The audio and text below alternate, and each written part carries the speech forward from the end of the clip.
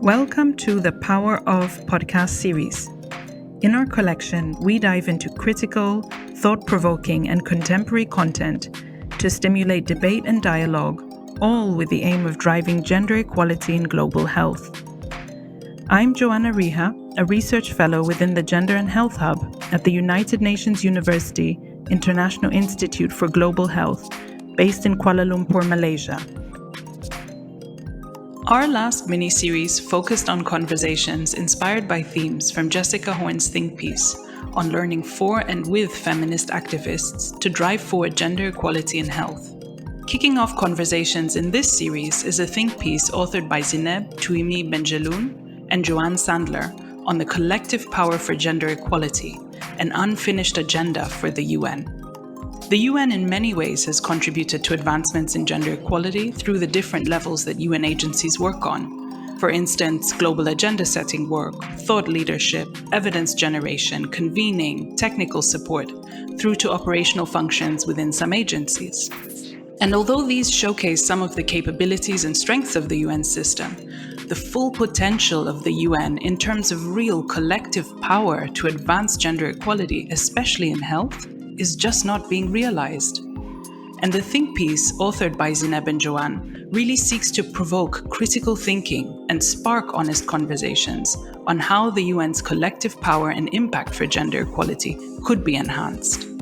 We have the absolute pleasure today of having Zineb and Joanne with us to tell us more about their think piece. So welcome, Zineb, welcome, Joanne. It is an absolute pleasure to have you both here with us today. We're very excited about your think piece. And before we really get into the discussion, it would be fantastic if I can ask you both to introduce each other, which is slightly different to some of our other episodes. But I thought, given you've known each other for quite some time and co-authored this piece, it would be a fantastic way to kick off. It's a difficult job that I have here because how do I introduce Joanne? It's really difficult and do justice to her and to her lifetime of service to gender equality and human rights. Anyway, the first thing that comes to mind when I think of Joanne is this prolific feminist. She has been working on women's human rights and gender equality in all types of organizations and with all types of people, both in the United States and globally over the past 40 years. She is currently a senior associate of gender at work. And where I knew her is when she was the UNIFEM Deputy Executive Director between 2001 and 2010. And she was the Deputy Executive Director for Policy and Program. She was also on the transition team for the creation of UN Women and then served on its first global civil society advisory group. She is currently co-chair of the board of directors of Just Associates. Joanne is a fantastic facilitator, trainer, and communicator, and we were very lucky at UNIFEM to have her as Deputy Executive Director. She was able to instill a sense of common purpose, of course, around gender equality and human rights, and building UNIFEM's knowledge base, resources, and programming, and advocating very strongly for the establishment of an autonomous and strong gender equality organization within the UN system. So this is the Joanne I know, and she hasn't stopped since her retirement from the UN. She continues working with various UN and other development organizations on gender equality and gender justice issues. She is also a co-host on the Gender at Work podcast. Wow, Zineb, I would really like to know that person. Thank you, Zineb. And I am also very honored to introduce Zineb Touimi Benjeloun, who is really, I was thinking about it, Zineb is a perfect blend of feminist activism and UN leadership.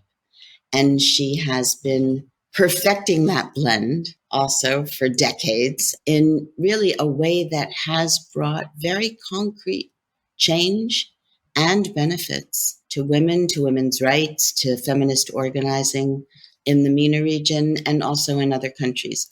Of course, I met Zineb when we were both at UNIFEM, and Zineb was the regional director for North Africa for UNIFEM. Prior to that, Zineb spent many, many years working with feminist groups in Morocco and is very well recognized for some of the major changes that have happened for women in Morocco that have advanced rights.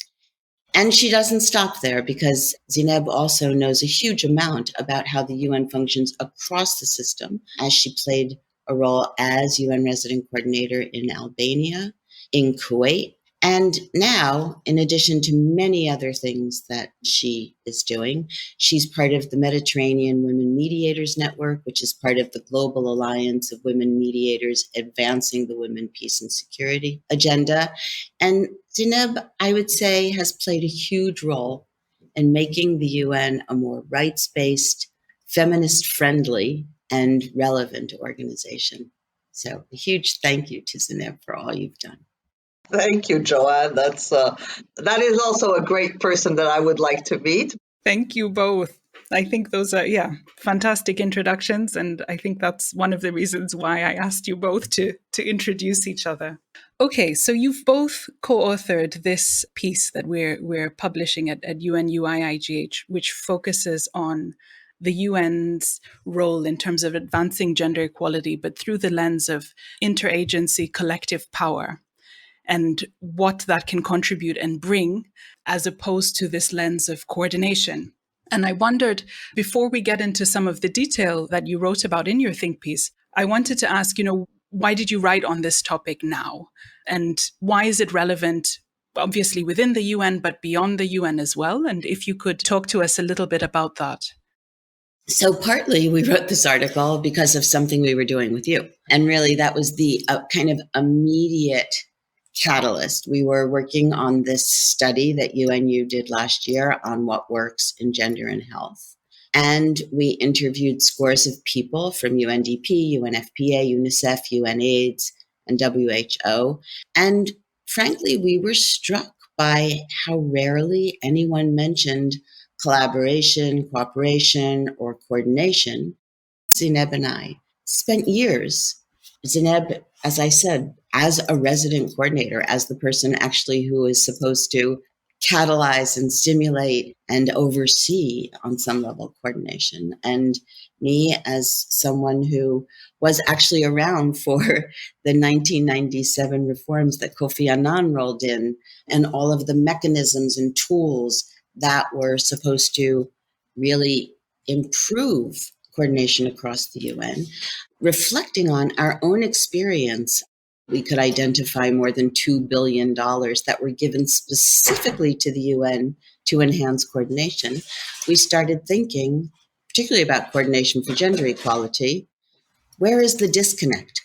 Because in countless proclamations and analyses, we say gender equality cannot be achieved through any individual agency or organization or even sector process. Other things that were happening also at the same time, what we had noticed is that there were also certain advances, and we saw these advances at the global level. For example, the UN response to the COVID pandemic, the interagency joint statement, the Secretary General coming in immediately and highlighting the gender dimensions of the pandemic. The UN is coming together around this issue. So what's the reason? It poses the question, is UN reform, with its strong emphasis on coordination and collaboration, is it working? Is the SG's parity strategy working? The fact that we have more women, 50% women and men on his leadership level. The fact that resident coordinators, there's parity in their numbers across the world. I mean, what is happening? What's behind all of this? And what is the impact on gender equality? What is the impact on the ground? I mean, which is the most important thing? And so we wanted to explore this question. What is our own reflection on what impedes coordination and what could support it? We were very conscious, I think, as we wrote this and interviewed people and talked to many people, that we weren't trying to come up with answers or solutions. we were really raising questions for ourselves and for those that we consulted with, because we feel that this is such a complex question. The whole question of advancing gender equality is complex enough. And then the complexity of collaborative work in the United Nations, for a whole host of reasons we can go into later, is also deeply complex and sometimes internally contradictory. One of the reasons that this is absolutely crucial, and I think important to recognize, that there is a significant backlash against gender equality. There are nationalistic, misogynistic, populist leaders, and in many countries, an actual closing down of work on gender equality. In some countries, the UN isn't even able to say gender equality anymore. I mean, this is something we couldn't have imagined 10 years ago, that those hard-won negotiations on gender equality have now resulted in a moment where some countries are refusing to allow UN country teams to even utter the words that were negotiated through UN resolutions. So more than ever, we need a powerful UN country team that is able to work together to be able to continue to advance a gender equality agenda and work with willing partners at country level and at regional and global level to make sure that the promises to gender equality, the promises to advance gender equality, can actually come to fruition.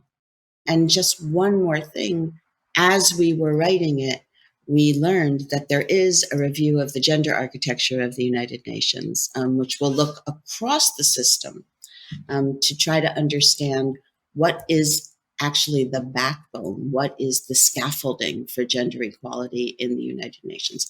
So it made our explorations around coordination and collaboration even more, we thought, even more relevant at this moment. I think Joanne already touched on this point in terms of critically looking at what has been done to date, stepping back and trying to look historically and document it. And I think that was an incredible contribution of this piece. But you also try to unpick some of the factors that really support or perhaps obstruct effective coordination from the perspective of gender equality across the UN. And I wondered actually if you could talk to us a little bit more about some of those factors and what were the factors that you identified?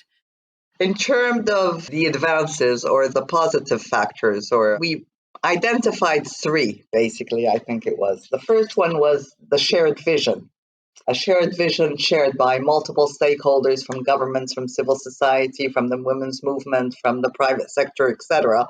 And with all these stakeholders having participated in constructing, in crafting this shared vision. And we have multiple examples of these, the Beijing Platform for Action, we have the Security Council resolutions on women, peace, and security, we have CEDAW, and the agreements on gender equality target in the SDGs. So these are examples of how the UN was able to construct a shared vision. We also have the platform, I think it's called the roadmap, that was constructed and agreed upon through the recent Gender Equality Forum.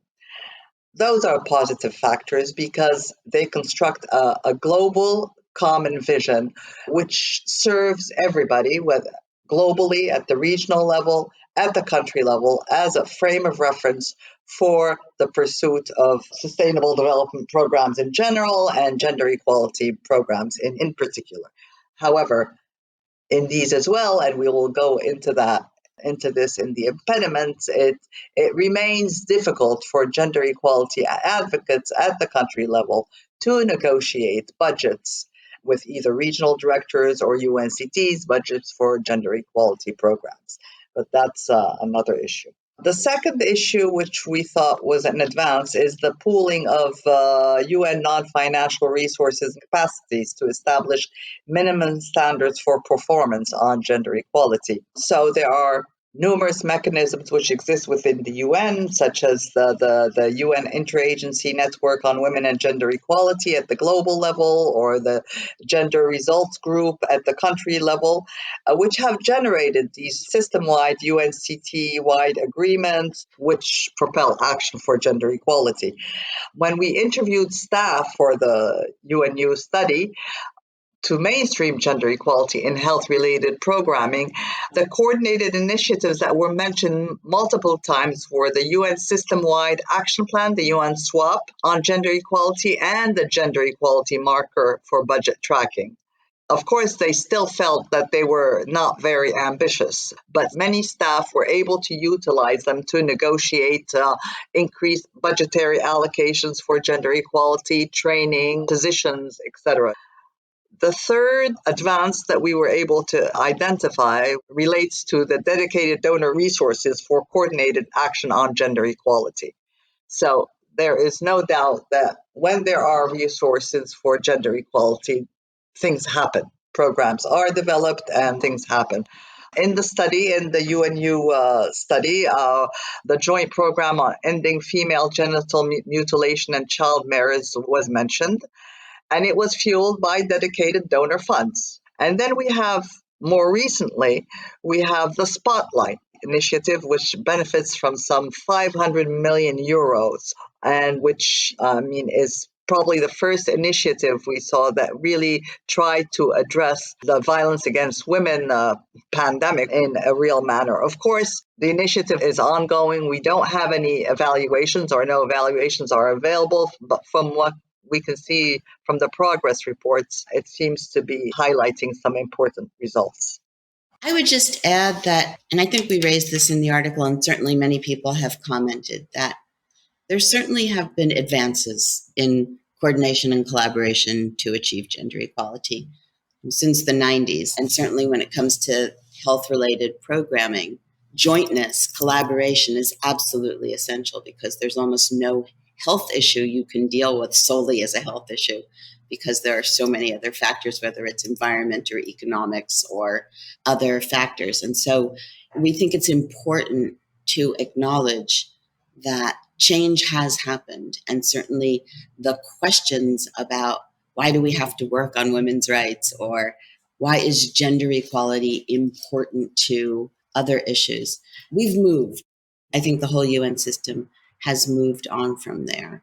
Nevertheless, I think one of the continuing challenges, and it's not just a UN challenge, is this question of collaboration and partnership. It is very difficult, whether you're talking about it in the context of the UN or across movements. And so collectively, we have a lot to learn.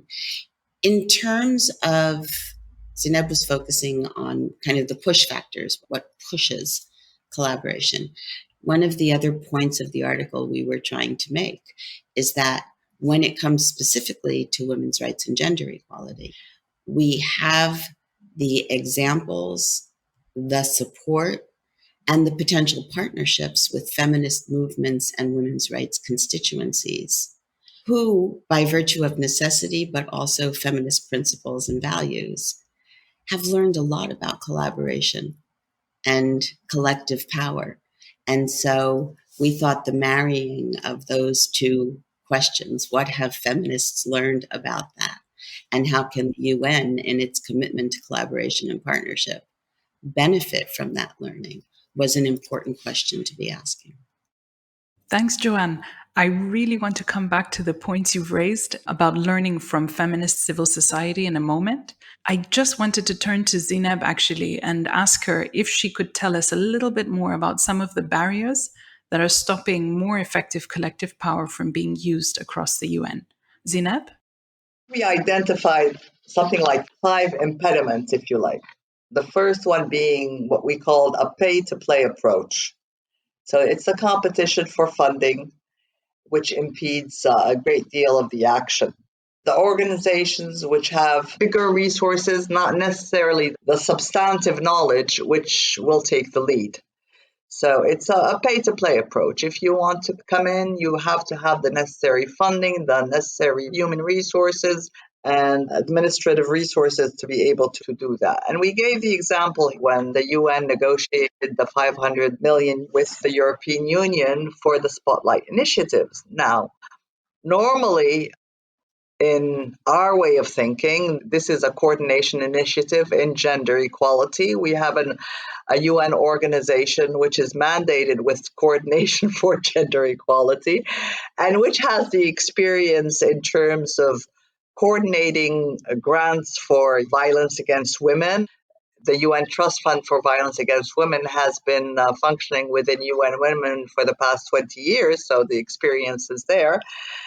Well, it was not lodged within UN Women. It was lodged, another structure was created, coordination structure, and that's how it functioned. Of course, UN Women and other UN agencies benefited from the funding at the country level, that's for sure. But the issue here is, why did we create another coordination structure rather than strengthen the existing coordination structure?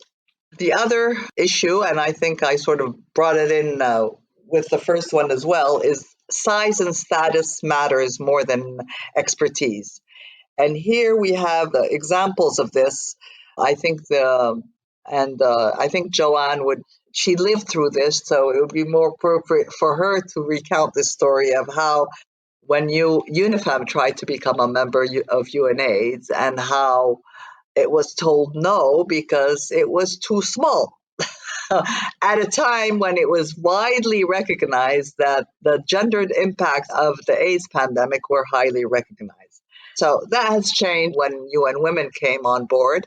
And then, of course, there's the example of the Interagency Standing Committee, which deals with humanitarian coordination, where UN Women is not able to enter because I think the logic is that gender equality is not a life-threatening issue or something to that effect, and that this committee deals with life-threatening issues. Now, I don't know if that's the real logic, but that's what came out of our interviews, and I think Joanne can elaborate on that one as well. The third one is the follow the leader. Now, of course, in terms of coordination, the logic was and still is that you need a leader. Patriarchy depends on a single story. One leader that gets to define the reality and everybody falls into line. For example, when the Delivering as One reports came out in 2006, we spoke about the 4 ones: the one program, the one leader, the one budgetary framework, and the one office. So it's an issue of oneness, the single leader, and the single answer, which of course runs counter to what we have learned from feminist action of collaboration, of horizontal collaboration and accountability. The fourth impediment that we were able to identify is the high cost of coordination. We could not find in all of our research throughout the year any single evaluation or resource that could answer the following question: could the same or improved results for gender equality have been achieved through support and partnerships that are more far-flung than restricting interagency initiatives to UN organizations? We give a lot of emphasis to coordination, which is fine, but have we measured it? Have we measured the cost effectiveness? Have we measured when it works, when it doesn't work? I mean, there are disparate sort of evaluations of programs, of things like that, but there is no one single evaluation that connects all of these and gives you a clear answer on the cost effectiveness of coordination. And the fifth one is the members only UN club, what we call the members only UN club, where we talk about interagency coordination and it's all about us. When did it become all about us, basically? It's all about agencies coming together, member states. And in the area of gender equality in particular, we have forgotten where the demand for change came from. The constituency that asked for change and that led to the Beijing Platform for Action, that led to UN Security Resolution 1325, that led to CEDAW, and that's the women's movement. And so It became a huge challenge. We're coordinating amongst ourselves, and the ones concerned at best are implementing partners, which create some problems in terms of impact and the validity and the pertinence of the actions which are carried out.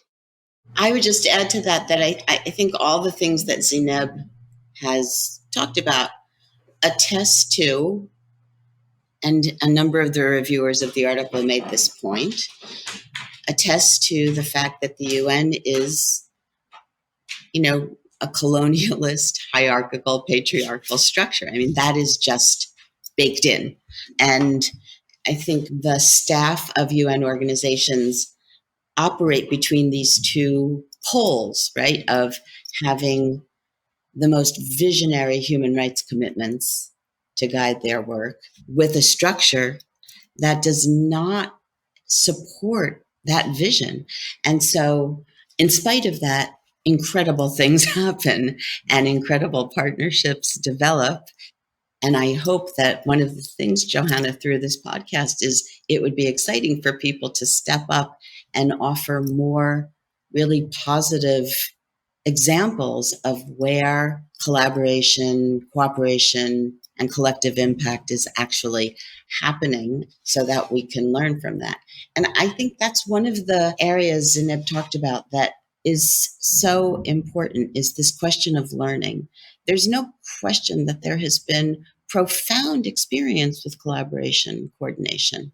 And what we were searching for, and specifically around gender equality, what we were searching for was a deep analysis that looked across all of these different experiences, sectors, budgets, et cetera, so that we can begin to ask that question and look at different examples in different contexts. Because obviously, we're not advocating for, once again, strict UN do's and don'ts on how to collaborate and coordinate. That will never work. But what do we know? What have we learned? Even a simple question. Many countries have thematic groups on gender equality. They have different names. And I remember even in around 2009, 2010, we were trying to look at this question of sometimes those thematic groups are limited to UN agencies. And in other countries, they're called, or they used to be called, extended gender thematic groups, where women's rights organizations, government partners also sat on those groups. Do extended groups work better than thematic groups that are limited to the United Nations? Under what circumstances? In what kinds of countries? Who are the civil society partners that actually get seats at the table? Who are the ones that don't? There are so many questions we could be asking to learn about how to actually change the equation.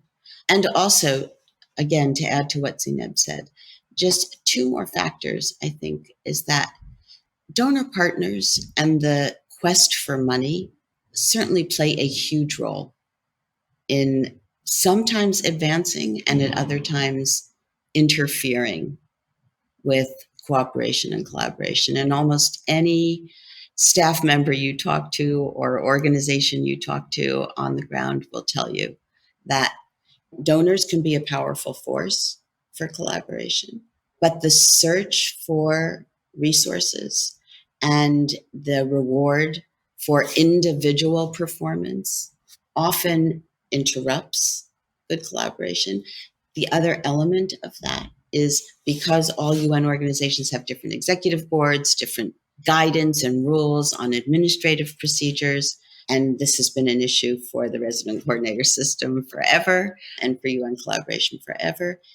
Actually, the impediment to effective collaboration is baked into the structure of the United Nations. And this actually transcends gender equality, right? This is a much larger issue.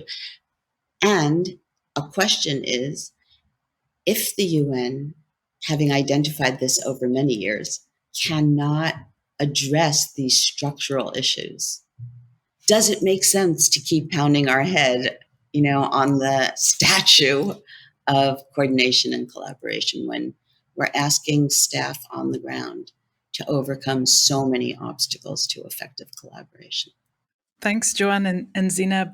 Just on this point of learning, and I think this is really what is coming out, is that there is so much knowledge, rich knowledge and experience that has been amassed over the years within the UN as well as outside in feminist movements that can inform how we can move forward together in a more effective way, in a more collaborative way, with greater impact in terms of advancing gender equality.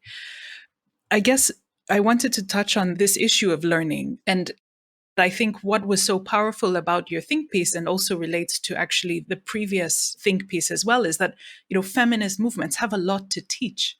And actually, if we are thinking about this issue of moving beyond coordination to more collective power, actually, there are lessons to be drawn from these movements. And I wondered if you both could talk to us a little bit about that, because it's something you do highlight very much in your think piece and describe. And I think it would be really valuable for listeners. So over to you.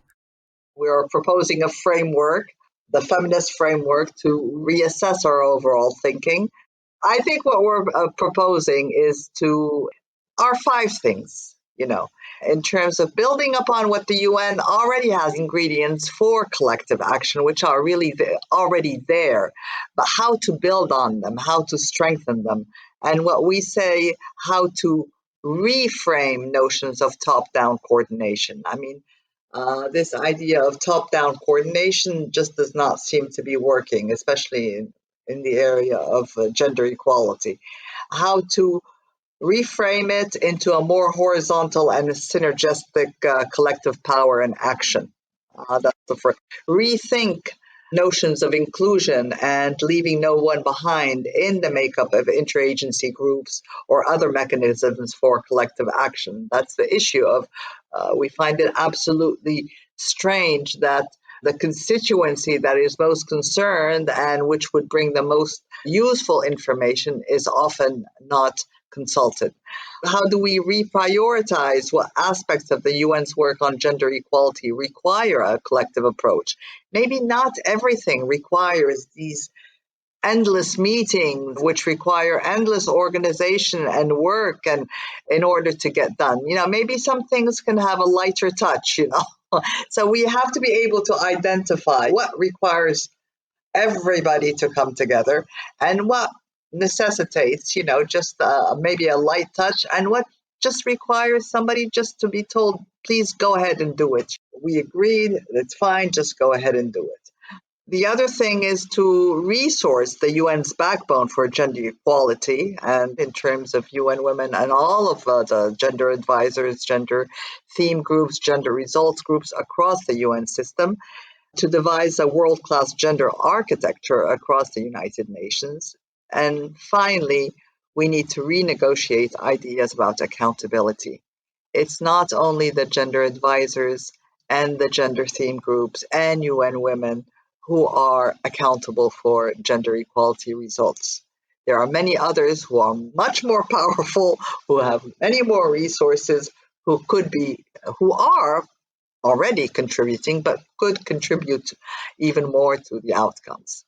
There was one point I think that's very important that I don't want to forget regarding accountability, is in terms of who is the UN accountable to? We are accountable to governments, we report to governments, we report to donors, but we don't. And especially in the area of gender equality, there is no mechanism for us to report and dialogue and discuss with our main constituency, which is the women's movement. And I think that is an issue that has been raised in numerous forums, numerous occasions, and which will need to be addressed in one form or the other. So I think it's all in the idea of renegotiating ideas about accountability. It's part of that, and who needs to be accountable and who are we accountable to needs to be rethought. Thanks, Joanne and Zineb. I think in terms of some of this reform, and I'm going to carry us on slightly just because it would be interesting to hear your opinions in terms of this reform, because it is I mean, as you touched on earlier, it is so deeply ingrained and reinforced through donor funding and a reward system that recognizes an individual as opposed to where really genuine, effective collaboration worked. How do we even begin to change some of that? And I know Gender at Work has, is it the Gender Action Learning process or program? Do we need to start there and really try to change some of these deeper structures as well as the more formal processes that exist? It would be great to get your thoughts. Exactly as you say, Johanna. I think the kind of gender action learning processes, I mean, imagine if a number of UN country teams really entered into a gender action learning process. And let me say that I think the delivering, and Zineb would know delivering as one. Delivering as one was a kind of action learning process around what does it take to enhance coordination. But yes, there have been experiments like delivering as one. When we were at UNIFEM, we also ran, Zineb, you'll remember this, gender action learning around collaboration with Gender at Work at that time in 3 countries, and tried to pull out what works with collaboration. We're in a different era. We're in a new reality. So why can't the UN do that kind of experimentation, particularly around what works in different contexts, because contexts are so different from each other, to achieve collective power and collective impact? I think, can we change the question to make it more aspirational, more focused on feminist principles and feminist values, and start to learn about that rather than trying to come out with a 10-point plan or a 10-point set of requirements that will mandate coordination, which I think at the end of the day we've seen just doesn't work, right? We have to inspire people rather than instruct and demand. And so doing that in particular with a view toward what are the less visible pieces that we don't see when we do something, often in UN terms, in bureaucratic terms, in development process terms, and we're looking at what we at Gender at Work would call the right side of the Gender at Work framework, which is what you can see, right? What are the resources that have been dedicated? What are the guidance? What's the policy? What's the law? What are the rules? You see only one part. We need to be looking at what are the attitudes, what are the behaviors, what are the cultural conceptions and preconceptions that people bring to the table, and then what are the deep structures that hold gender inequality in place, and how do we actually chip away at those to be able to create a different type of partnership, a different type of collective that is working together to change the landscape for gender equality. And so there's a lot of learning to do. What happens when we don't have to worry about resources? What happens if there are resources to advance gender equality and support aspirational ideas on gender equality? And what we can focus on are what are the capacities that many different actors, from UN organizations to women's rights networks and movements at different levels, at local level, at national level, at regional level, to government partners, to private sector partners, to academic partners. What can we do when we can all sit around the table together as equals, very important, right? To advance a collective aspiration on gender equality. That's what we think the UN should actually be investing in learning about.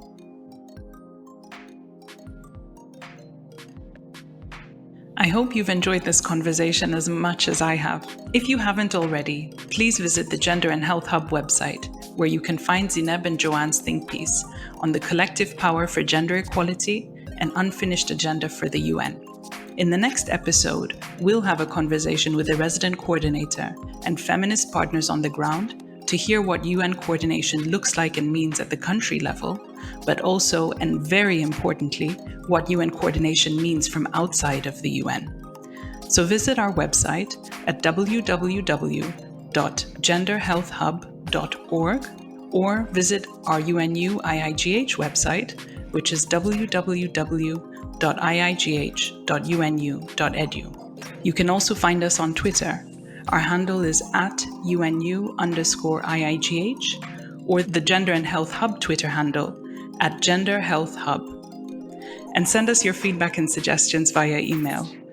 Our email address is iigh-info@unu.edu. Thanks so much for listening, and until next time. This is a podcast recording by the United Nations University International Institute for Global Health. The views expressed are those of the speakers only.